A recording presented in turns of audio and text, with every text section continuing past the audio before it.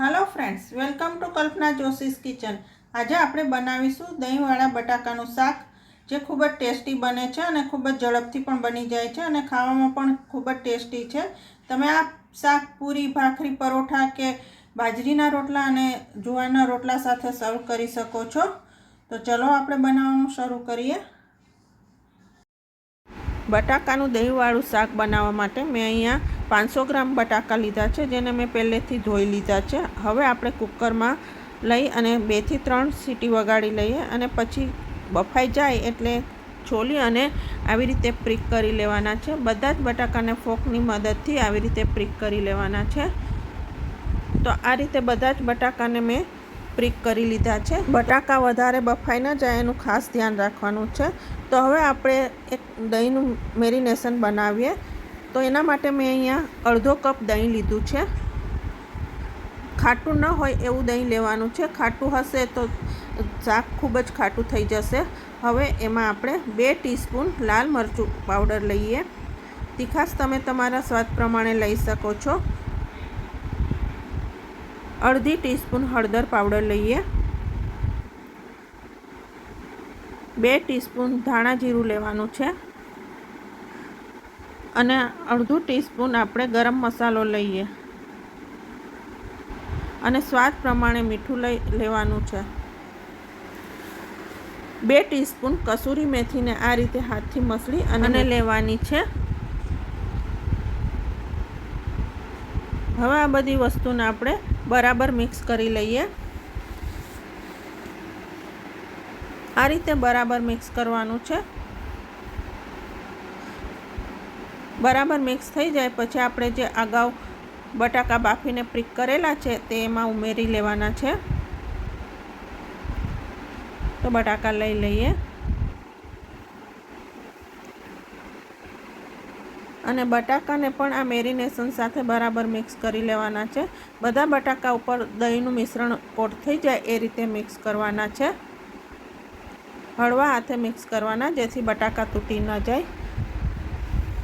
હવે આ બટાકાને આપણે ઢાંકીને 10 મિનિટ માટે રહેવા દઈએ। ત્યાં સુધીમાં આપણે એક લસણની ચટણી બનાવવાની છે। તેના માટે મેં ખાંડણીમાં 5 થી 6 લસણની કળી લીધી છે। હવે એમાં આપણે 1.5 ટીસ્પૂન લાલ મરચું પાવડર ઉમેરીશું અને અડધી ટીસ્પૂન મીઠું ઉમેરવાનું છે। હવે આ સામગ્રીને આપણે વાટીને ચટણી બનાવી લેવાની છે।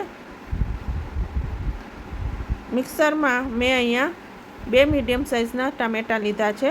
આ ટામેટાની હવે આપણે પ્યુરે બનાવી લઈએ।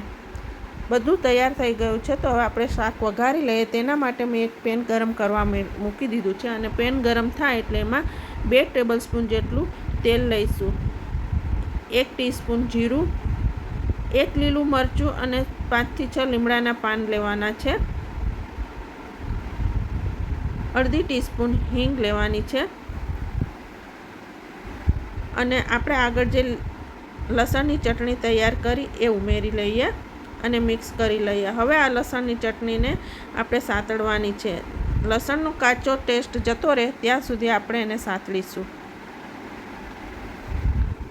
હવે આપણું લસણની ચટણી સરસ સતળાઈ ગઈ છે, તો એમાં આપણે ટમેટો પ્યુરે ઉમેરી દઈએ। તમે જો અહીં લસણ ન ખાતા હોય તો લાલ મરચું પાવડર ઉમેરી અને પછી ટમેટો પ્યુરી ઉમેરવાની છે। હવે આ પ્યુરેને આપણે સાતળી અને ચડવા દેવાની છે। પ્યુરે સરસ ચડી જાય અને ઉપરથી તેલ છૂટું ના પડે ત્યાં સુધી ઢાંકીને કૂક થવા દઈએ। તો તમે જોઈ શકો છો આપણી ટામેટાનો પ્યુરે સરસ ચડી ગઈ છે અને તેલ પણ છૂટું પડી ગયું છે। તો હવે એમાં આપણે જે બટાકા મેરિનેટ કરેલા છે એ એમાં ઉમેરી દઈએ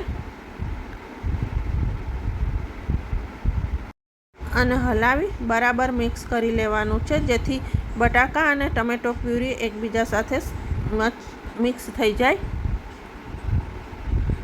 સરસ મિક્સ થઈ ગયું છે।